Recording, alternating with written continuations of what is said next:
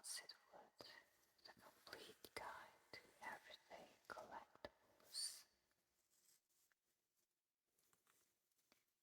We have delicate butterfly brooches, romantic cards for St. Valentine's Day, car boot sales, a treasure hunter's guide, easier bunches of jewels, a Victorian classic. Then we have botanical books, tea and coffee spoons, and commemorative china. That is your Queen Victoria.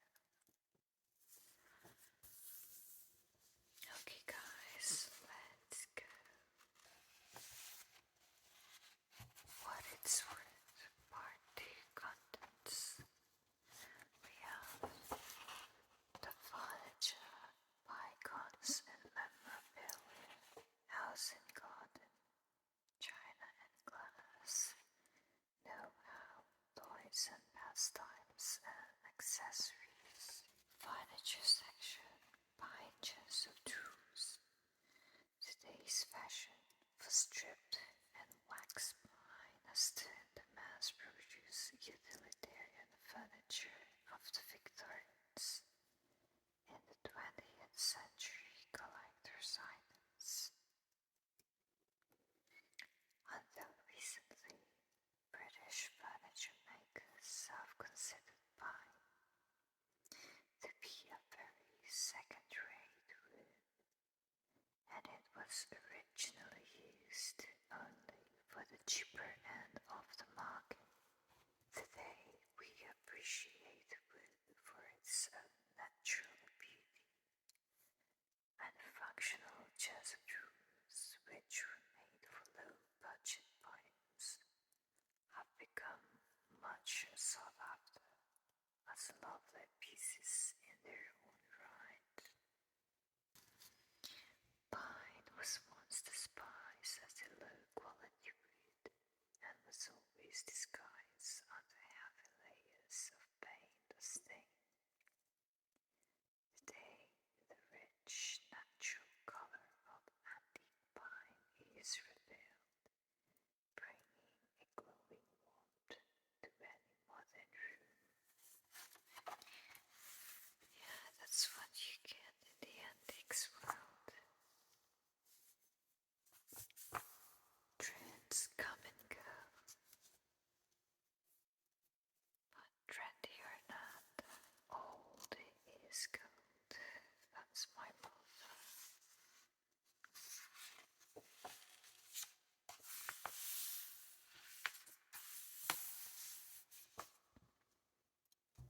Victorian features.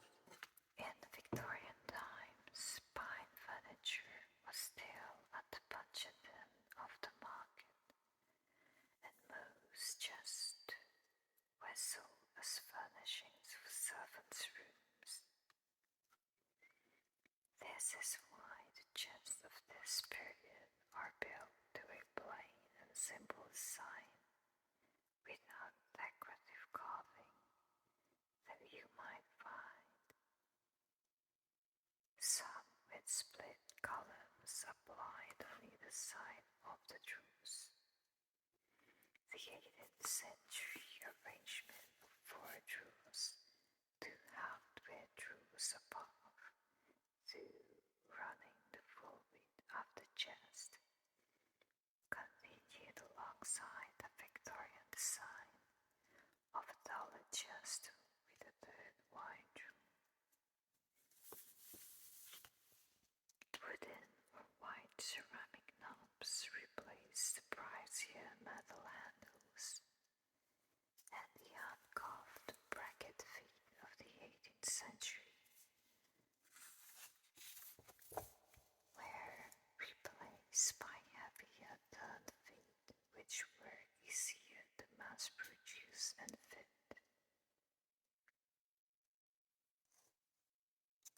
Sometimes the legs were replaced altogether by a solid blind, occasionally shaped by machine, cut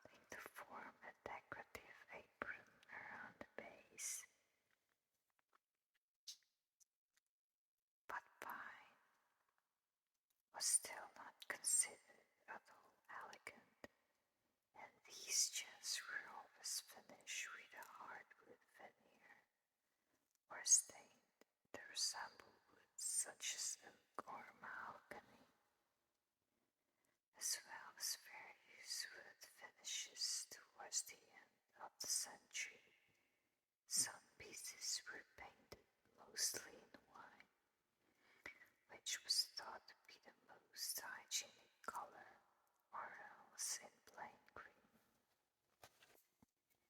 This is a Georgian chest with brass drop handles and oak competing, a molding on the true fronts.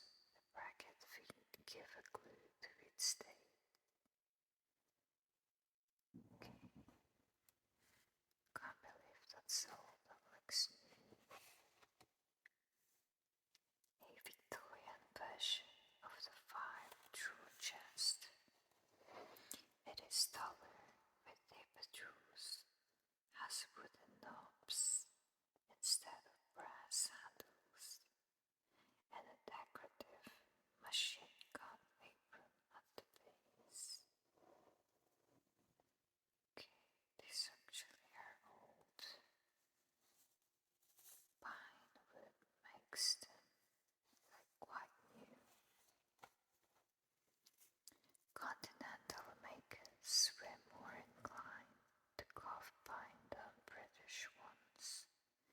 These glass-handled chairs with beveled drawers and split columns is French and dates from 1860. Unusual for drawer chairs with a fanciful scroll gallery top. The fronts of the top drawers are shaped so they can be opened without handles. New paint finishes make for an interesting alternative to strip pine, especially if the wood has been discolored. This late Victorian chest has been given a brand new livery. A late Victorian 4-drawer chest with plain bracket, feet, and steel drop handles. It has been painted to imitate oak.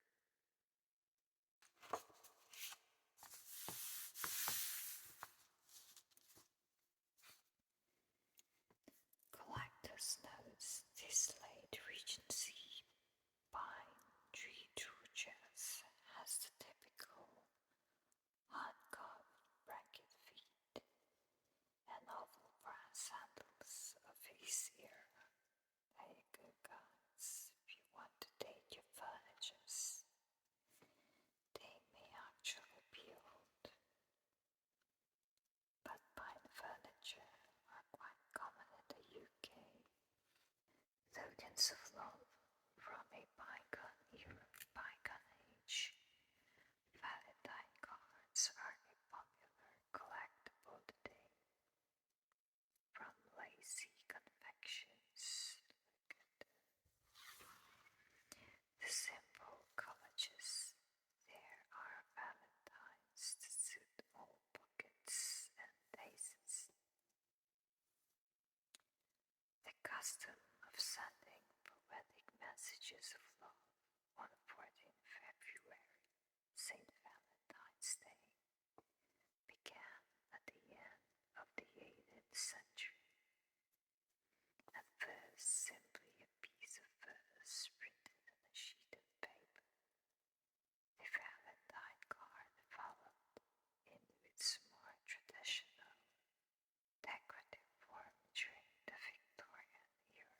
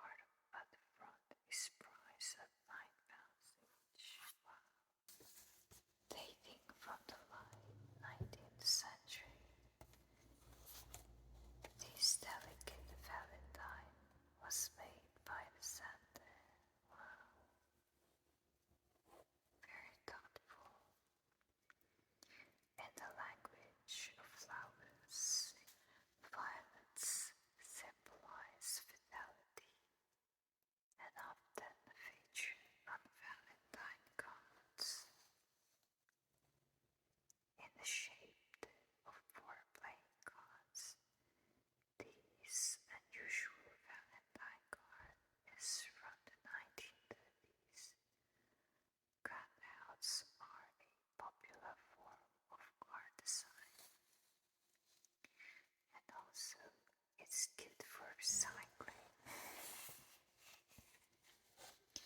This comic god of the 1930s has a head that swings from side to side, making the eyes of the dog appear to move. Mechanical gods have been made since the 19th century. A pointed bun is the message on this rather unromantic Valentine dating from the 1920s. I'll never be false to you, Valentines. Yes, unromantic. A dainty card addressed to my love, which dates from the 1920s. They're very romantic, aren't they? Many valentines with simple postcards. This example from the 1930s has a space on the back for a personal message of love. This is very elaborate. It has all the typical Valentine card elements of the Victorian cards.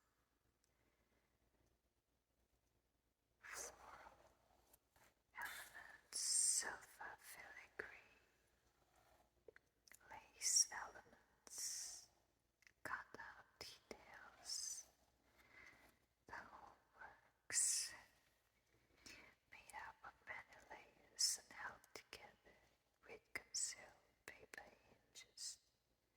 This three-dimensional Valentine dates from the 1880s and is priced at £12. Special purpose spoons made for specific purposes are becoming increasingly popular with collectors as they are small, useful, and surprisingly inexpensive.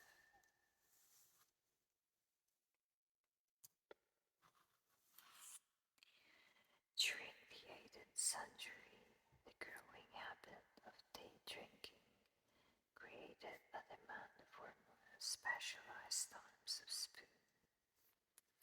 Mode spoons, for example, had a perforated bowl for skimming floating tea leaves and usually a pointed end for unclogging the spout of the teapot. That's very thoughtful.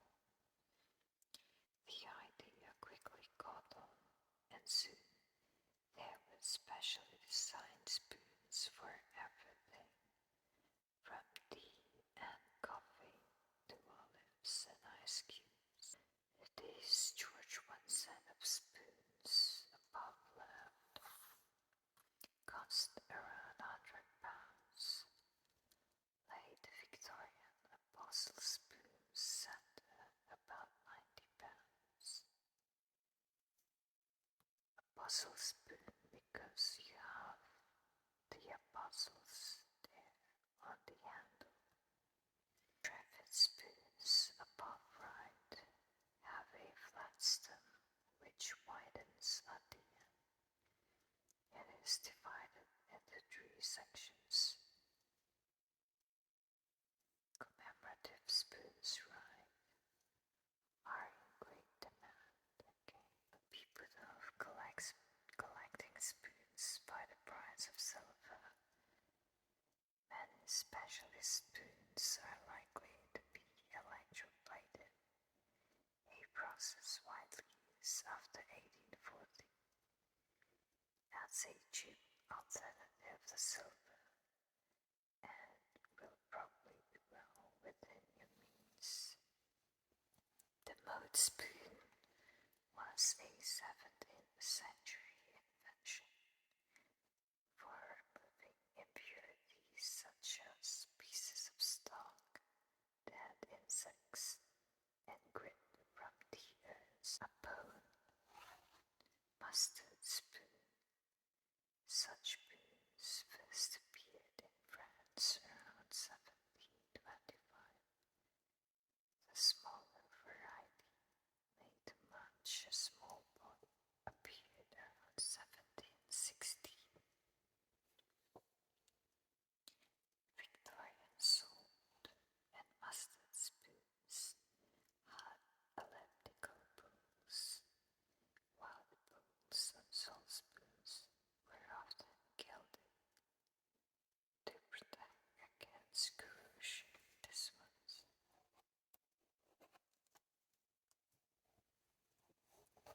Thorococo style twisted stand, or whiplash as it is known, and wavy edge bowl. Of these two 18th century salt spoons are typical of the salt spoons of this period. So if you see spoons that have gilt bowls, that's probably salt spoon, guys. It's not a patina. They put me there on purpose. A tiny silver condiment spoon, probably dating from the Victorian era, with unworn decorative handle. Condiment spoons, like sugar sifters and pierced bowls, some were used for serving minces. Snuff spoons appeared in the 18th century in response to the snuff-taking habit spreading over Europe at the time. Most are small and generally not hallmark. Egg spoons made of bone. Some types are double-ended with a large oval bowl at one end to hold the egg and a very small salt spoon at the other. Victorian sugar shovels, like many salt and egg spoons. Some sugar spoons and shovels have gilded bowls. Silver spoons should always be hallmarked, giving the exact date of manufacture. Electro-plated spoons marked EBNS should be carefully examined. Avoid those where the plating is yellow or wearing thin. Collector's notes: these silver 1920s coffee spoons. Note the coffee bin knobs will cost around £28. Clegg created as tributes to the great people and events of the past. Commemorative china is not only attractive, but also highly collectible today. During the 19th century, commemoratives enjoyed great popularity, and notable people, events, and places were celebrated on all manner of ware, from biscuit tins to beer bottles. China commemoratives, bought as souvenir or gifts, occupied pride of place on many a Victorian mantelpiece.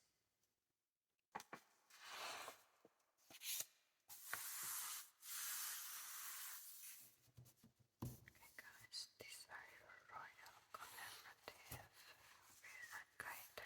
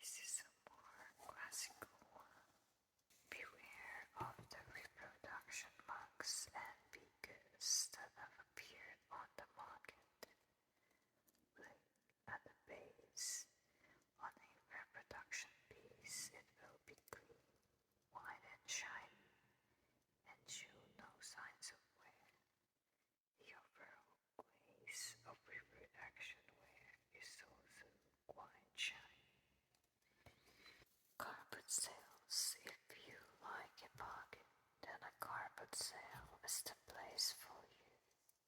Nowhere else will you find such an exciting mix of items for sale at such affordable prices.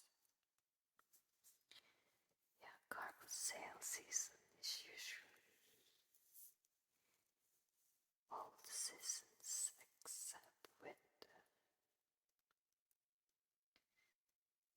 During winter, a lot of people will shop online. Maybe unless it's an indoor sale like a church sale, or they go to charity shops, auction houses, things like that. That's for winter, but during spring, summer, and autumn, carpet sales are quite fun, actually.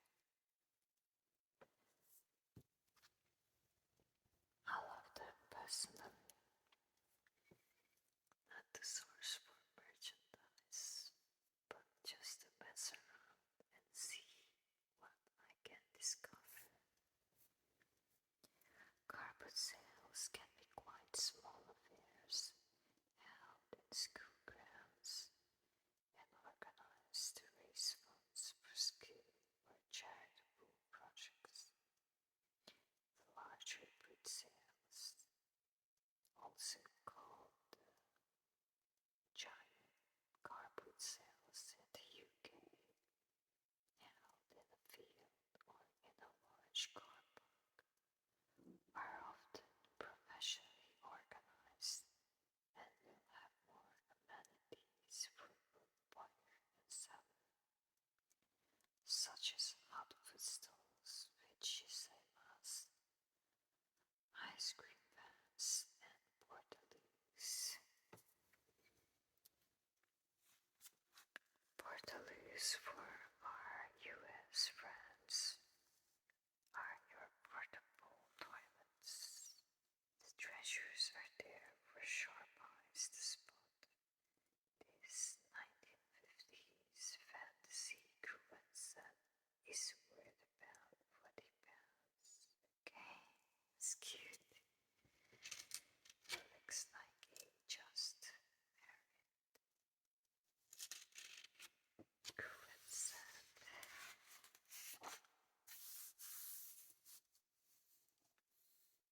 Boxes of old books deserve a second look. These delightful teddy tales annual is worth around £10. Botanical books. Natural history was a Victorian passion, and many beautifully illustrated botanical books were published throughout the 19th century. The Victorians were great garden enthusiasts, but the British love of all things botanical stretches back even further. Many books appeared during the 18th century that were initially published for scientific reasons. They share the knowledge of the rare and beautiful plants then being imported to Britain. That reminds me of the natural historian and scientist Charles Darwin. Maybe he came from that era. I'll Google it later. Victorian botanical books fall into two categories. Firstly, there are specialist books that were aimed at the professional gardener and botanist. The second category includes books for a more general audience that depicted a wider range of plants and flowers. Okay, so there's one for the pros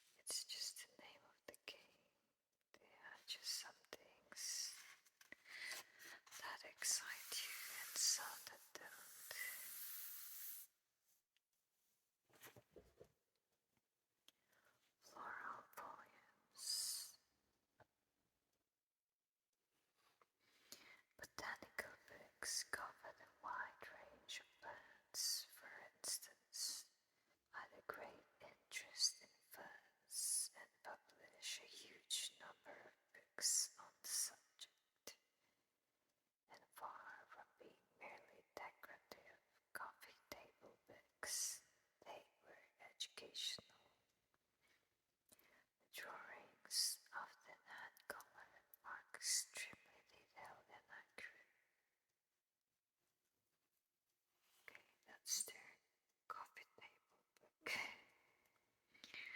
Our beloved Victorians. Not sure that makes a very exciting coffee table. Maybe it's just a personal thingy. Close-up on lighting and illustration. Victorian botanical books have been carefully and lovingly decorated.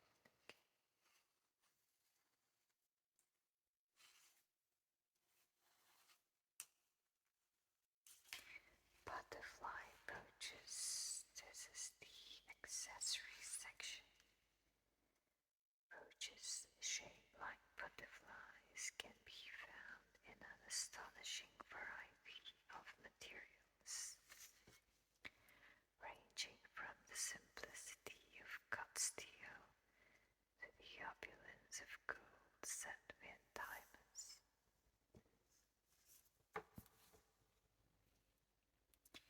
Butterflies flooded on the breast of many a lady of the 1890s. These creatures were often lavishly set with diamonds, sapphires, or rubies. The butterfly motif had previously been used to good effect in the mid-19th century. For this, tortoiseshell was heated and when pliable, gently bent into the required shape.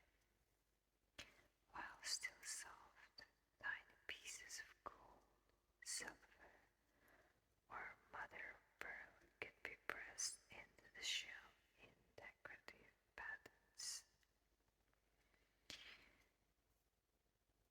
Machine-made piquet work was introduced in the 1870s, and huge quantities were manufactured, particularly in the Birmingham area.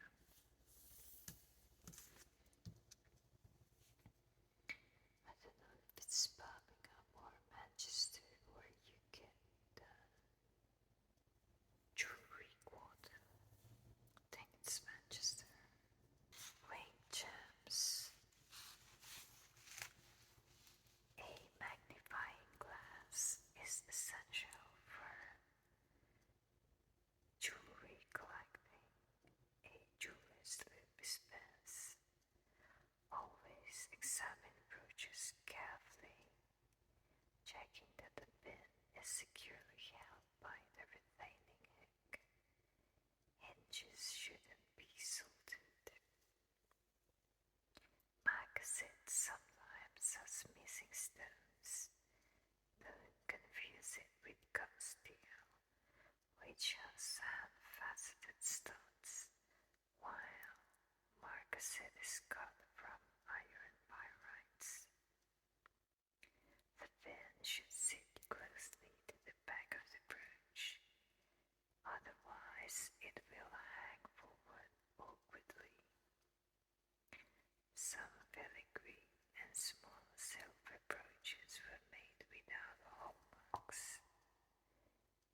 Enameling is prone to minute chipping if carelessly handled, so examine it carefully.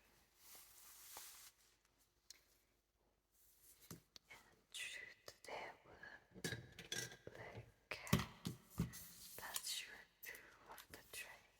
Okay, do as you're told, guys. We shall do as we're told.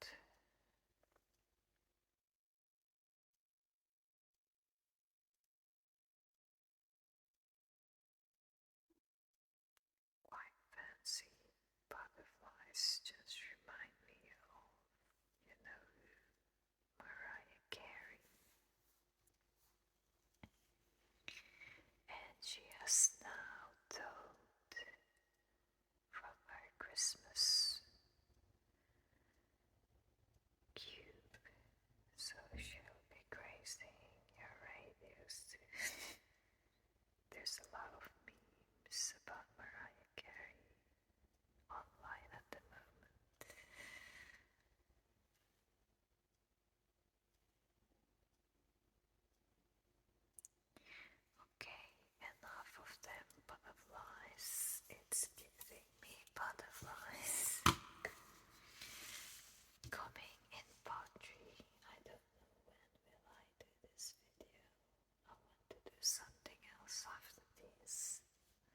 images tomorrow. So we'll have post-war toy cars, press glass, varying bygones, occasional tables, mending broken china, and parasols. Your free booklet with pottery is on china. Dark deluxe, this baggy, bristle breasted, okay, but is a darker with a difference, an amusing and indigenous example of Art Deco styling. It was attractive enough to serve purely as an ornament, but it also performed a useful duty in the hall of a 1937. That's agree. Don't just be beautiful, be useful too in the house. That's true for things, and that's true for people too, guys. The dog is in fact a Glos brush. Hello, ducky.